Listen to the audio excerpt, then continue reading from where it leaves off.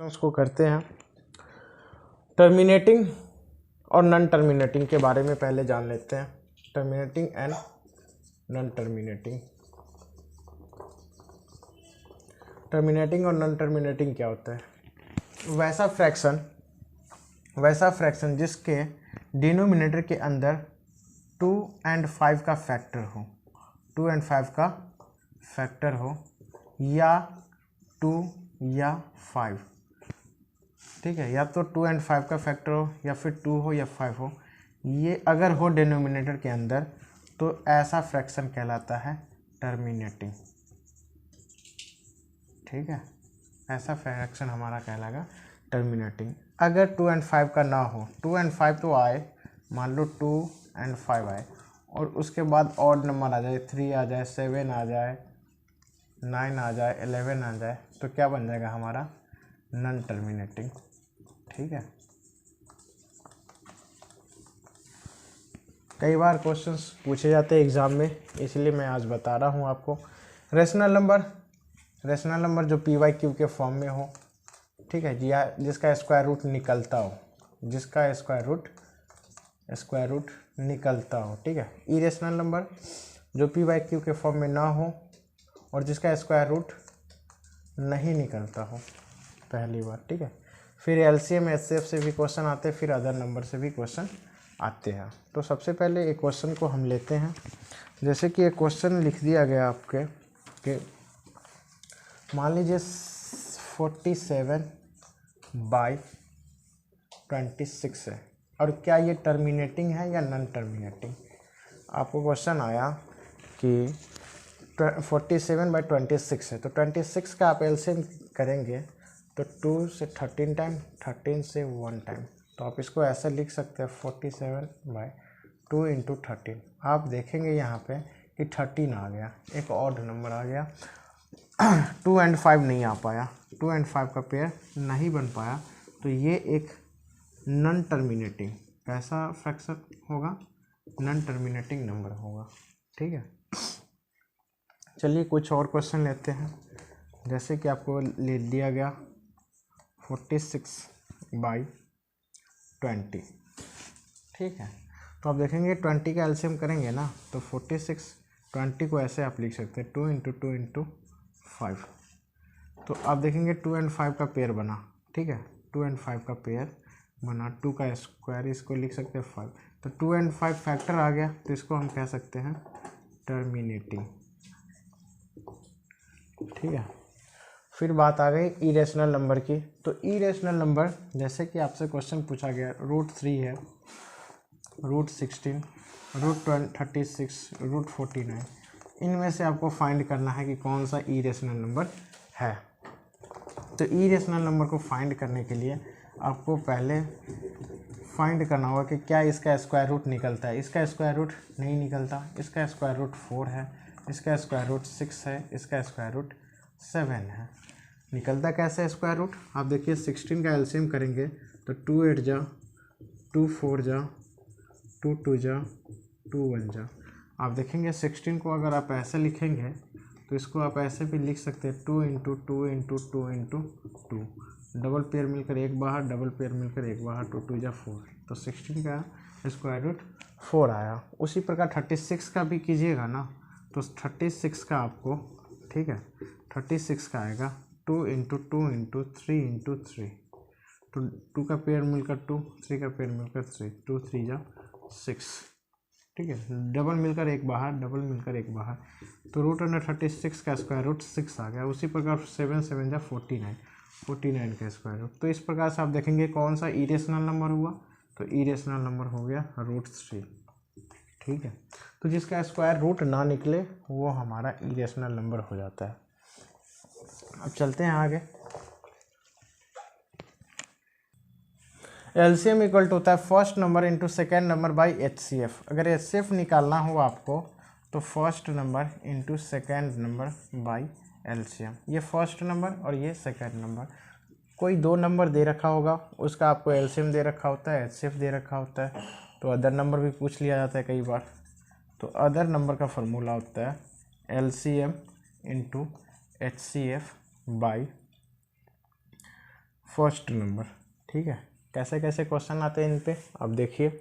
हमने आपको टर्मिनेटिंग बताया, रेशनल नंबर बताया, इरेशनल नंबर बताया, एलसीएम और एचसीएफ का देखिए formula, LCM equal to first number into second number by HCF, HCF equal to first number into second number by LCM. ठीक है, अब आपको क्वेश्चन में ऐसे क्वेश्चन आता है बुक्स में, क्वेश्चन ये आया कि द एलसीएम ऑफ, क्वेश्चन एक आया कि if HCF of 124 and 148 is 4, then its LCM is, तो आप देखेंगे कि द HCF ऑफ 124 एंड 148, यहाँ तक आप पढ़ेंगे तो इसका मतलब ये हुआ कि 148 और 124 का HCF 4 है। ठीक है, तो HCF की वैल्यू क्या दे रखा है आपको 4, फर्स्ट नंबर 124 हो गया, सेकेंड नंबर जो हो गया वो है 148, तो आपको LCM पूछ रहा है। ठीक है, तो LCM के लिए आपको क्या करना होगा, आप अभी भी फॉर्म पढ़े हैं कि first number into second number by HCF, तो first number into second number by HCF, और फर्स्ट नंबर क्या है 124 मल्टीप्लाई 148 और HCF की वैल्यू क्या है 4, 4 3 जा 12, 4 1 जा, तो आ गया 31 इंटू 148। अब जो मल्टीप्लाई करके जो आंसर आएगा वो आपका आंसर होगा। तो इस प्रकार के एग्ज़ाम में क्वेश्चंस आते हैं। ठीक है, अगली क्वेश्चन है, एक क्वेश्चन है कि if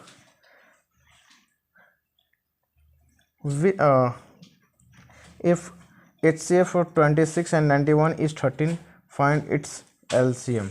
If HCF of 26 and 91 is 13, then find its LCM। तो फिर यहाँ पे LCM पूछा गया, तो वही करिए कि HCF ऑफ 26 एंड 91, तो 26 इंटू 91 ये 2 नंबर हो गए, और हमें पूछा गया क्या LCM ना, तो LCM का फार्मूला हम लगा दिए और 13 से डिवाइड कीजिए, 13 2 जा 2 को 91 से मल्टीप्लाई कीजिएगा, तो यही आपका आंसर आ जाएगा, जो कि हमने फार्मूला ना लिखकर डायरेक्ट ही किया है हमने। ठीक है, तो चलिए नेक्स्ट क्वेश्चन पे। तो चलिए पोलिनोमियल के कुछ बातें देखते हैं। पोलिनोमियल में पहला क्वेश्चन जो आता है आपको यही पूछा जाता है कि ये पोलिनोमियल है या नहीं है। ठीक है, पहला क्वेश्चन आपको आता है कि पोलिनोमियल है या नहीं है, विच वन इज पोलिनोमियल। दूसरी टाइप का क्वेश्चन आता है जीरोज से इसमें। ठीक है, जीरोज को ही अल्फ़ा बीटा भी कहते हैं या फिर एक्स की वैल्यू भी कहते हैं। ठीक है, ये 2 टाइप के क्वेश्चन आते हैं आपके, और आपको लीनियर इक्वेशन से कुछ क्वेश्चन आते हैं। जैसे कि इससे एक क्वेश्चन आ गया, आप देखेंगे कि क्वेश्चन कहता है कि which one is polynomial. Question ये है कि विच वन इज पोलिनोमियल। ठीक है, ऑप्शन आपके दे रखे थे √x+1, ऑप्शन बी दे रखे थे आपको 1/x³ + 1, ऑप्शन सी आपको दे रखे थे 1/x³ + x² + 1, और ऑप्शन डी आपको दे रखे थे x³ + 1। ठीक है, आपको दे रखे थे x³ + 1, ये x³ है +1 है। तो आप देखेंगे कि यहाँ पे x की वैल्यू, x की जो डिग्री है ये हो गया 1/2, रूट को 1/2 भी कहते हैं, तो x की डिग्री क्या हुई 1/2। यहाँ पे आप देखेंगे कि x अगर ये पूरा टोटल ऊपर जाएगा तो x³ + 1 की पावर क्या होगा -1, ये टोटल ऊपर चला जाएगा तो ये x³ + x² + 1 की पावर -1। ठीक है, और ये टोटल x³ + 1। तो आप यहाँ से आप देखें कि यहाँ पे फ्रैक्शन में आ रहा है, यहाँ पे पावर माइनस में आ रहा है, यहाँ पे भी पावर माइनस में आ रहा है, मगर यहाँ पे पॉजिटिव आ रहा है। यहाँ पे मान लो 3 ना भी होता, ठीक है, 3 ना भी होता तो भी ये हमारा पोलिनोमियल यही आंसर होता। ठीक है। 3 है तो भी 3 ना होता तो भी, क्यों? क्योंकि पॉलिनोमियल होने के लिए पहली तो बात ये है कि जो डिग्री होनी चाहिए वो डिग्री पॉजिटिव होनी चाहिए और फ्रैक्शन में नहीं होनी चाहिए, ठीक है। फ्रैक्शन में नहीं होना चाहिए और पॉजिटिव होना चाहिए। आप देखेंगे यहाँ पे फ्रैक्शन में इसलिए ये नहीं हुआ, यहाँ पे नेगेटिव डिग्री है इसीलिए नहीं हुआ, ये भी नेगेटिव है इसलिए नहीं हुआ, ये पॉजिटिव है इसलिए ये हो गया। दूसरी क्वेश्चन आता है आपको जीरोज से। जैसे कोई आपको कोई क्वेश्चन दे देता, जैसे मैं आपको दे रहा हूँ, एक क्वेश्चन दे दिया गया है कि x square plus 7x plus 10 और इसको जीरोज फाइंड करना है। अब ऑप्शन क्या है आप देख लीजिए, -5 -2, ऑप्शन बी है 2 and 5, ऑप्शन सी है -2 and 5 और ऑप्शन डी जो है वो है -5 and 2। अब यहाँ पे आप देखिए, यहाँ पे आपको x square plus 7x plus 10 इसके ज़ीरोज फाइंड करने के लिए एक तरीका था और वो तरीका ये है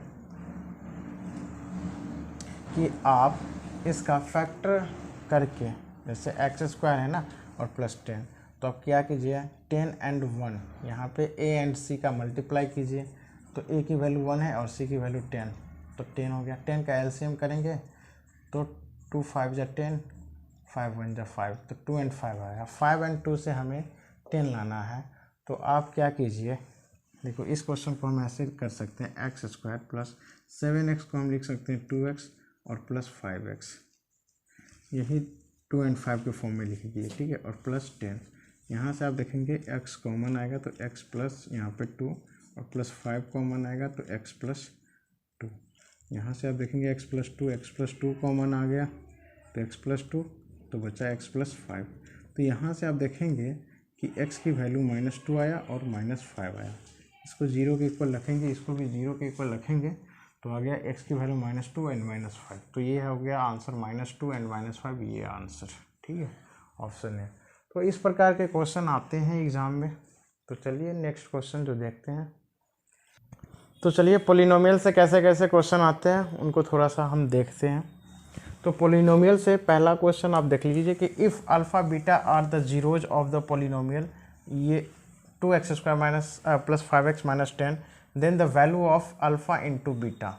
आपको एक क्वाड्रेटिक पॉलिनोमियल यहाँ पे दिया गया है और क्वाड्रेटिक पॉलिनोमियल में आपको पूछा गया है अल्फ़ा इंटू बीटा। तो आपको पहले ये फार्मूला पता होना चाहिए कि क्वाड्रेटिक पॉलिनोमियल में प्रोडक्ट ऑफ जीरोज, इसको प्रोडक्ट ऑफ जीरोज भी पढ़ते हैं, product of zeros equal to, इसी को अल्फ़ा इंटू बीटा भी पढ़ते हैं और इसको कहते हैं -b/a, सॉरी c/a, ठीक है, इसको हम कहते हैं c/a।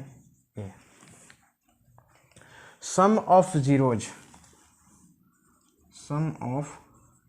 Zeros alpha plus beta, ये होता है हमारा -b/a।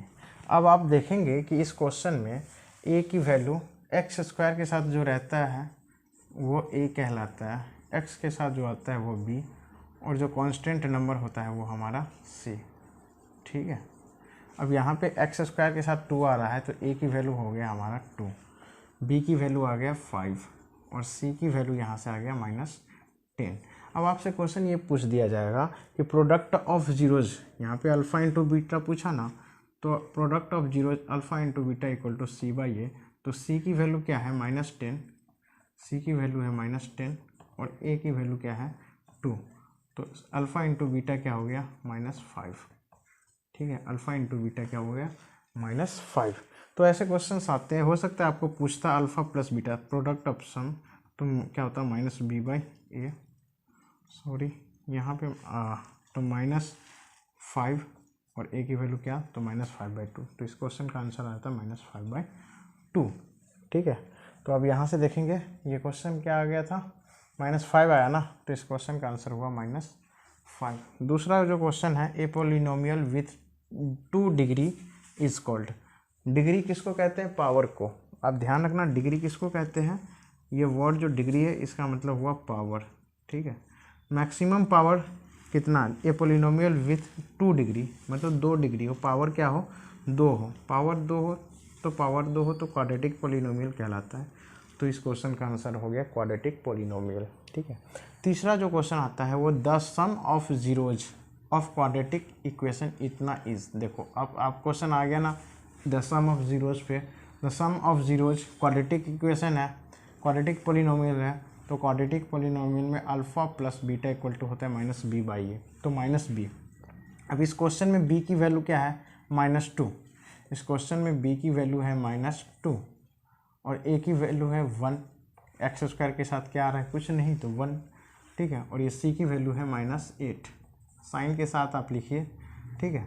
अब इसमें हमने कहा कि sum of zeros minus B by A, मतलब बी बाई ए, तो -2/1, तो इस क्वेश्चन का आंसर आ गया -2, ठीक है। क्वेश्चन नंबर 4 में है if alpha beta gamma are the zeros of cubic polynomial. Cubic polynomial है, क्यूबिक पोलिनोमियल इस फॉर्म के होता है A X cube plus B X square plus C X plus D के फॉर्म में, ठीक है। Then the value of alpha into beta into gamma, alpha into beta into gamma, तो alpha into beta into gamma अगर आपसे पूछ लिया गया तो ये क्या होता है, आप देखेंगे तो -d/a होता है, कांस्टेंट बाई एक्स स्क्वायर का कोफिशिएंट। तो इस क्वेश्चन का आंसर ये हो गया, ठीक है।